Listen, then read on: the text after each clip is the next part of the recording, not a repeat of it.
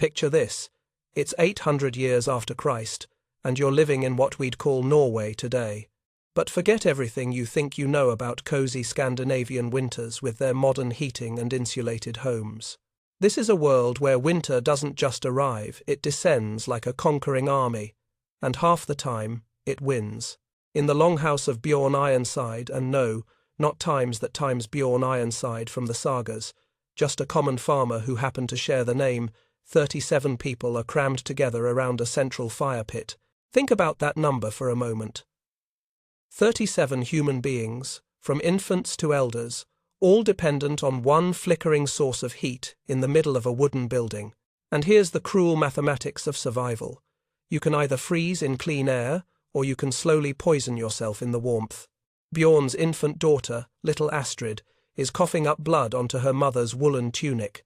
She's not even 2 years old, and her tiny lungs are already scarred black from breathing smoke. 2 winters of this 2 winters. And a toddler's respiratory system is permanently damaged. Now imagine you're her father, holding this dying child, and tell me you wouldn't move heaven and earth to find another way. But this isn't just one family's tragedy. Even the wealthy Jarl's Hall, with its 3 roaring fire pits and the finest construction money could buy, can't escape winter's grip.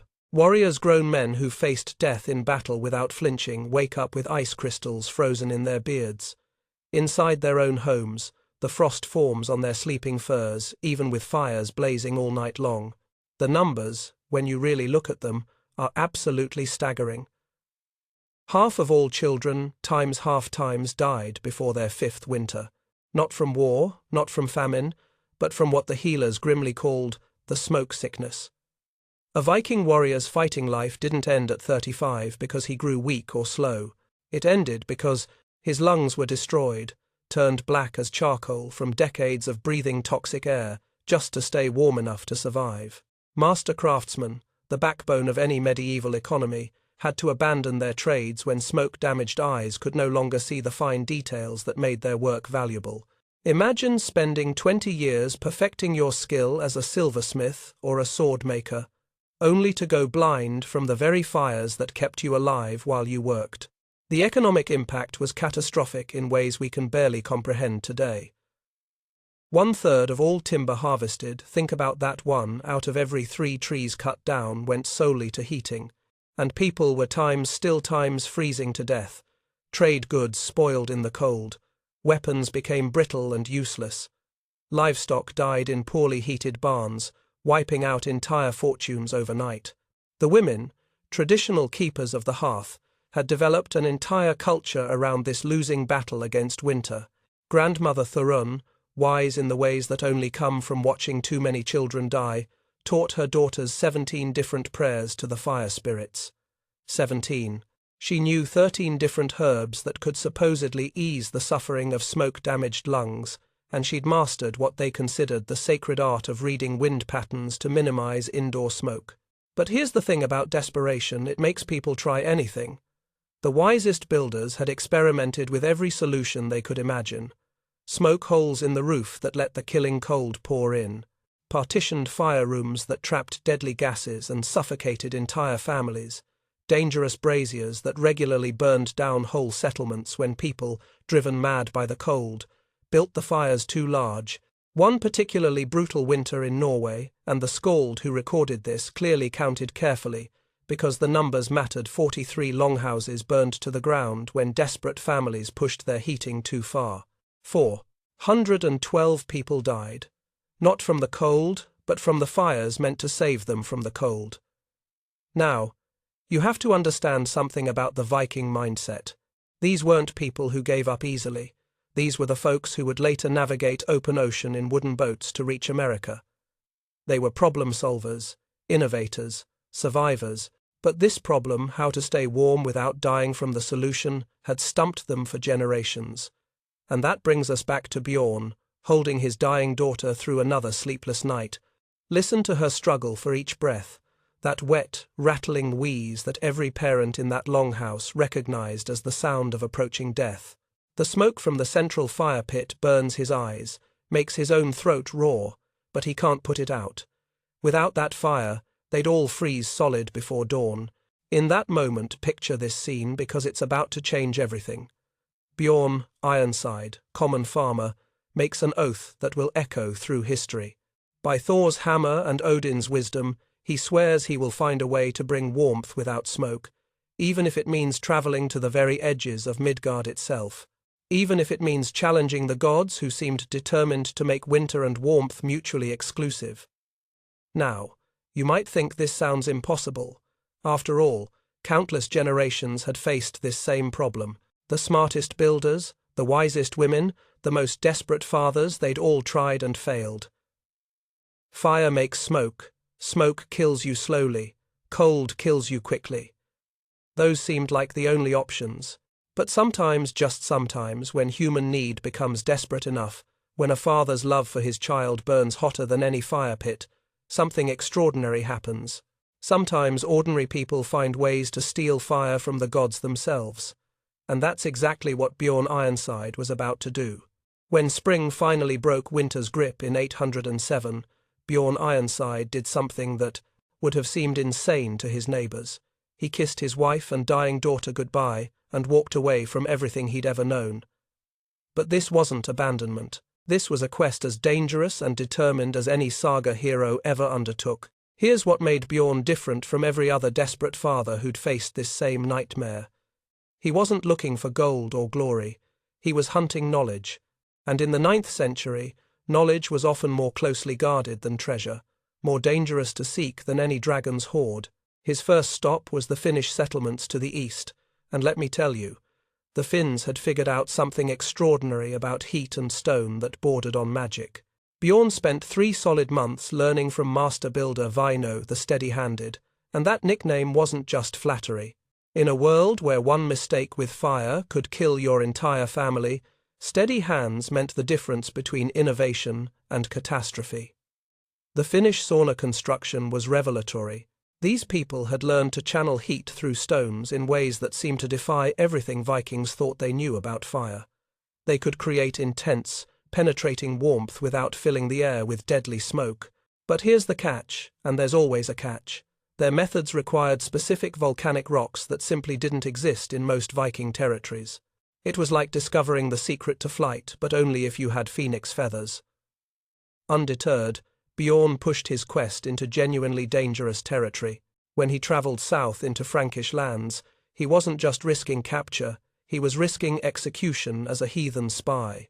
But the Christians had somehow managed to keep their massive stone monasteries warm enough for monks to spend winter months copying manuscripts by hand. Think about that level of precision heating, warm enough for detailed scribal work, but controlled enough not to damage precious parchments. For 6 months, Bjorn worked disguised as a travelling carpenter, repairing abbey walls while memorizing every detail of their heating systems. These weren't sophisticated, mostly primitive channels cut into stone floors, but they proved something crucial. Heat could be moved through buildings without filling them with smoke. The real breakthrough came through an elderly monk named Brother Benedict, who'd lived in Rome before taking his vows. One night, sharing bread and ale in the scriptorium, Benedict revealed texts describing something called hypercaust systems, networks of underground channels that had heated Roman baths. Picture this: entire buildings warmed by hot air flowing beneath the floors, with the fires burning outside, never contaminating the living spaces. But Benedict warned him, and this warning probably saved Bjorn's life. Many had tried to recreate these systems and failed catastrophically. Some died from poisonous gases trapped in poorly designed channels. Others burned down entire compounds when the systems malfunctioned. Roman engineering wasn't just about knowing what to build, it was about understanding why it worked. The gods, it seemed, had a sense of irony. Bjorn's next breakthrough came through violence, when his trading group raided a Saxon stronghold. In the ruins of a burned villa, he discovered something extraordinary. Partially intact floor heating channels, but different from the Roman designs Benedict had described. Simpler, more elegant, adapted for wooden construction rather than massive stone buildings. The Saxon lord, dying from battle wounds but still proud, revealed a family secret that would change everything. His grandfather had been a Roman engineer who'd adapted hypercaust principles specifically for northern climates and wooden buildings. The dying man, offered an honorable death by sword rather than slow bleeding, shared the crucial innovation.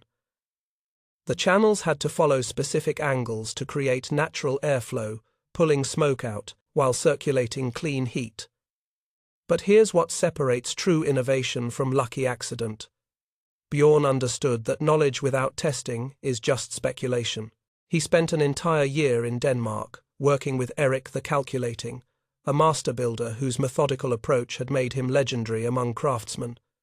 Together they built 17 test structures, 17 attempts to perfect what would become the foundation of Viking heating technology. The failures were sometimes deadly. 2 workers died from smoke poisoning when a channel system reversed flow, trapping toxic gases inside the test building.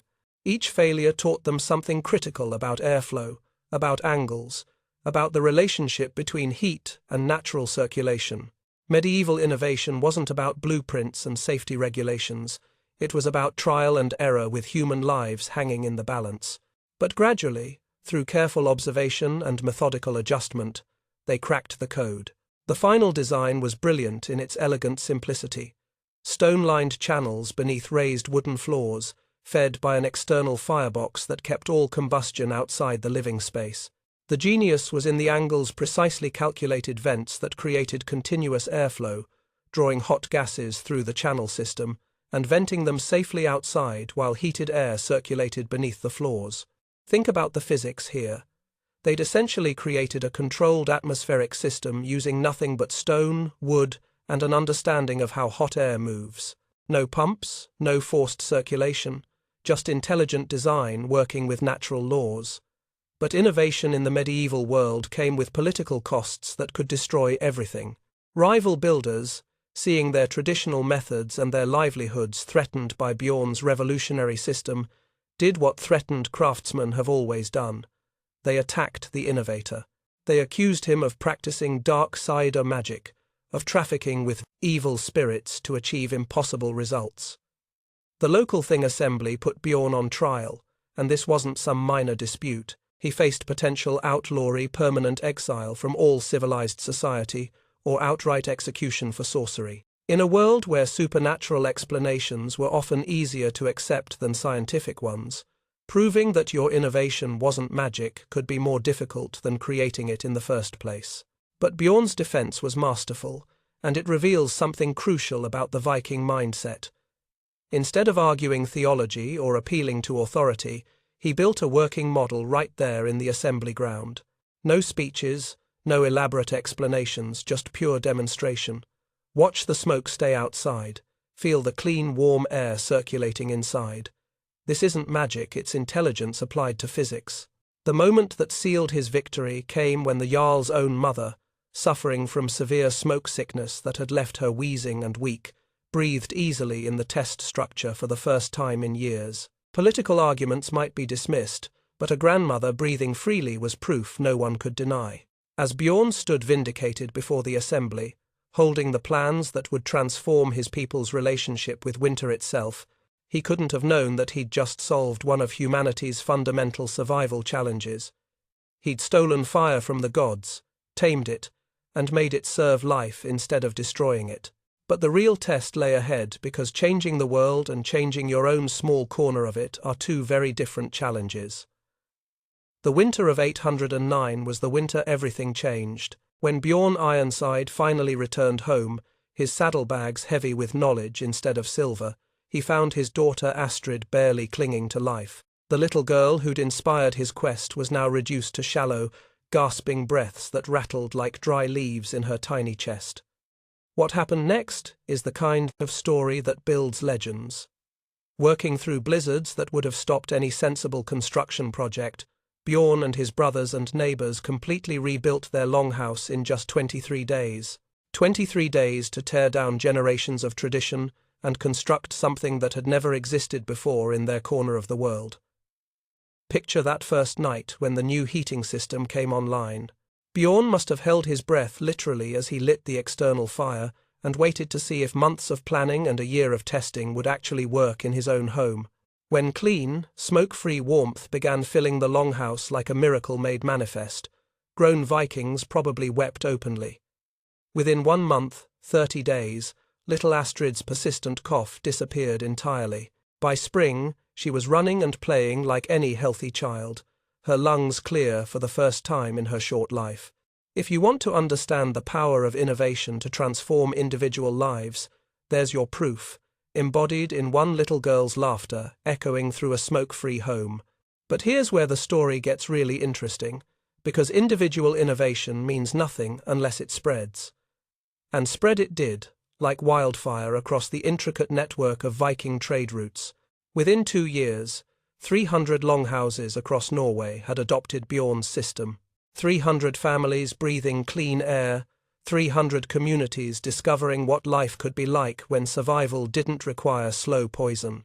The transformation went far beyond mere comfort. It revolutionized Viking society in ways that would have seemed impossible just a few years earlier. Master blacksmith Ulf Ironarm, his vision restored after years of smoke damage, suddenly began crafting weapons of such quality that they became legendary. When your eyes aren't constantly watering and your lungs aren't constantly struggling, you can focus on perfection in ways that were previously impossible. Weaver Gudrun Silverfingers produced tapestries of such stunning beauty that Byzantine merchants, people who'd seen the finest luxury goods in the world, paid their weight in gold for her work. Think about the economic implications. High-quality craftsmanship suddenly became possible on a scale that transformed entire communities from subsistence survival to genuine prosperity. Children grew stronger, adults lived longer, and the productivity gains were absolutely staggering. Fuel consumption dropped by 60%, while heating efficiency doubled. Imagine cutting your heating costs in half while actually getting warmer. That's the kind of technological leap that changes civilizations. The innovations spread followed fascinating patterns that reveal how medieval technology actually moved through society. In Iceland, builders adapted the design to work with volcanic heat sources, creating hybrid systems that would function for centuries. Norwegian mountain settlements modified the channel systems to prevent freezing in extreme altitudes. Danish lowland versions incorporated clay linings for areas with limited stone resources. Each regional variation was carefully guarded intellectual property, because that's essentially what it was. Master builders formed exclusive guilds, taking sacred oaths to protect the knowledge that could mean the difference between prosperity and poverty for entire communities. An apprenticeship lasted 7 full years, with the final, most crucial secrets revealed only to those who proved worthy through a masterwork installation that demonstrated both technical skill and absolute trustworthiness. The women, long the keepers of hearth wisdom, became crucial partners in this technological revolution. They understood airflow patterns from generations of managing smoke and contributed essential refinements that the male builders had missed. Thorun, the wise Bjorn's own mother, developed the standard vent placement techniques that prevented dangerous backdrafts during storms. Her innovations probably saved hundreds of lives over the following decades. Thorun's niece Sigrid invented the cleaning tools and maintenance schedules that kept the systems functioning optimally year after year. This wasn't just about building the technology, it was about maintaining it, understanding it, making it a sustainable part of daily life rather than a temporary miracle. The economic impact rippled outward in ways that reshaped Viking culture itself. Trade goods improved dramatically in quality because craftsmen could work in comfort and precision. Military campaigns could winter in enemy territory because armies could construct proper heating systems wherever they went. Settlement expansion accelerated as communities could survive in previously uninhabitable locations. Perhaps most significantly, the innovation transformed Viking social culture in profound ways. Longhouses evolved from mere survival shelters into genuine centers of art and learning. The tradition of extended storytelling flourished in smoke-free halls, where skalds could perform without coughing, where audiences could focus on entertainment rather than just breathing. 3 generations after Bjorn's innovation, the golden age of Viking exploration was built on the foundation of warm, healthy homes that could support larger populations and longer journeys. When you're not losing half your children to respiratory disease, when your adults live into their 50s instead of dying at 35, When your craftsmen can maintain their skills instead of going blind from smoke damage, you suddenly have the human resources for ambitious projects like sailing to America. The archaeological evidence supports this connection. Viking expansion accelerated dramatically in the late 9th and early 10th centuries, precisely when heating innovations were spreading throughout Scandinavia. Healthier populations meant larger crews for longships, better equipment from improved craftsmen, and the social stability that comes from communities where people aren't constantly fighting just to survive winter. But technology, as we know from our own experience, is never permanently secure. Knowledge can be lost, skills can be forgotten, and political changes can threaten even the most beneficial innovations. The story of how Bjorn's heating revolution nearly vanished from history, and how it survived against impossible odds, reveals just how fragile the thread can be that connects human innovation to human survival. And that fragility was about to be tested in ways that would determine whether this revolutionary technology would transform the world or disappear into the Dark Ages, like so many other brilliant innovations that history has forgotten. By 900 after Christ, something extraordinary had happened to Bjorn's innovation. It had become so valuable that kings used master builders as diplomatic currency. When Harald Bluetooth was unifying Denmark and Norway, he didn't send gold or silver to secure crucial alliances. He sent master builders, craftsmen who could construct the heating systems that meant the difference between prosperous communities and dying ones. Think about that for a moment. In less than a century, knowledge that had started with one desperate father trying to save his daughter had become a tool of international politics. Royal builders worked under oaths of absolute silence, their skills more closely guarded than military secrets. Because in a world where winter still killed, the ability to provide reliable warmth was genuine power. But political power always creates political problems, and the greatest threat to this revolutionary technology came from an unexpected source: Christianity itself. As the new religion spread through Scandinavia, many bishops viewed the heating systems with their pagan origins and the rituals that accompanied their construction as literal devil's work. The crisis reached its peak in 1067, when Bishop Osmund of Trondheim issued a decree that would have destroyed centuries of accumulated knowledge in a single stroke. He ordered all heathen heating practices to be abandoned immediately, all existing systems to be dismantled, and all practitioners to cease their ungodly work or face excommunication and worse. Picture the impossible choice facing Magnus the Rememberer, the last keeper of the complete original knowledge that stretched back to Bjorn himself. Magnus had spent 40 years perfecting not just the technical aspects of construction, but the accumulated wisdom of generations: which woods worked best, which stone arrangements lasted longest, how to modify designs for different climates and building materials. Rather than watch centuries of life-saving innovation vanish because of religious zealotry, Magnus made a decision that bordered on genius. Publicly accepting Christianity and renouncing his pagan practices, he secretly began the most elaborate deception in medieval technological history. Working with incredible care and precision, Magnus encoded the complete building techniques into illuminated manuscripts, disguising them as architectural drawings of Solomon's temple. To any casual observer, including suspicious bishops, these looked like religious texts illustrating biblical architecture.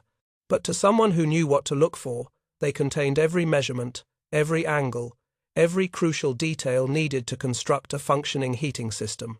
His apprentice, a young monk named Olaf, and yes, the irony of a Christian monk preserving pagan technology wasn't lost on either of them, spent 40 years creating copies of these encoded manuscripts. They spread them carefully to monasteries across Scandinavia, where they lay hidden in plain sight among religious texts, waiting for someone who would understand their true purpose. The knowledge survived in fragments scattered across the medieval world, like pieces of a broken mirror. Iceland's isolated communities maintained the traditions completely unbroken, passing them through families of builders who never forgot because their survival depended on remembering. In Norway's remote mountain valleys, smoke-free halls continued operating for centuries, their secrets jealously guarded by communities who understood their value. When the Black Death ravaged Europe in the 1300s, something remarkable happened that no one understood at the time. Scandinavian communities with properly functioning heating systems showed dramatically lower mortality rates than their neighbours. We know now that reduced respiratory damage from smoke-free environments improved plague survival, but medieval observers could only note the mysterious pattern without understanding its cause. The modern rediscovery of this lost technology reads like an adventure story. In 1962, archaeologist Greta Lindqvist was excavating a site in Trondheim when she uncovered something that shouldn't have existed: a perfectly preserved longhouse with an intact heating system that baffled every expert who examined it. The stone channels were precisely angled, the vent placements were mathematically perfect, and the entire system showed a sophistication that challenged every assumption about medieval engineering capabilities. But without the construction knowledge, it remained a beautiful mystery, like finding a working computer in a Bronze Age settlement. The breakthrough came during monastery renovations in 1978, when workers discovered Magnus the Rememberer's hidden manuscript sealed in a monastery wall. When scholars finally decoded the biblical architectural drawings, they realized they were looking at detailed construction plans for the mysterious heating systems archaeologists had been finding across Scandinavia. The technical precision astounded modern engineers. The channel angles matched optimal thermodynamic calculations that had been achieved through centuries of trial and error rather than mathematical formulas. Medieval builders had solved complex physics problems through observation and refinement, creating systems that modern computer modeling confirmed were nearly perfect. Today, reconstructed Viking longhouses using Bjorn's original heating principles draw visitors from around the world. People marvel at the comfortable warmth, the clean air, the elegant simplicity of a solution that saved countless lives over centuries. Modern Scandinavian underfloor heating, now standard in millions of homes across northern Europe, traces its technological lineage directly back to one father's desperate oath to save his dying daughter. But perhaps the most important lesson of this entire story isn't about heating systems or medieval engineering. It's about how innovation happens, how it spreads, and how fragile the connection can be between human creativity and human survival. Bjorn Ironside wasn't a great inventor in the way we usually think about them. He wasn't a genius mathematician or a wealthy patron of the arts. He was just a father who refused to accept that his daughter had to die from the very fires meant to keep her alive.